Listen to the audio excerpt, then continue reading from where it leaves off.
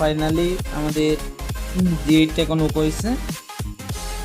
তো জাস্ট 3টা ছোট্ট ছোট্ট পার্টস খারাপ ছিল রেজিস্টার, যেগুলা মানে খালি চোখে দেখা যায় না, মানে ওই মানগুলা চেঞ্জ হয়ে যায়, যার কারণে পড়া হয়ে যায়। দেখতেই পাচ্ছেন, আপনারা হয়তো দেখতেই পাচ্ছেন না, অনেক টাফ লেভেলের কাজ হয়েছে। তো আপনাদের যে কোনো সমস্যা, যে কোনো ধরনের যে কোনো মডেলের সমস্যা হলে আমাদের সাথে যোগাযোগ করবেন ইনশাল্লাহ।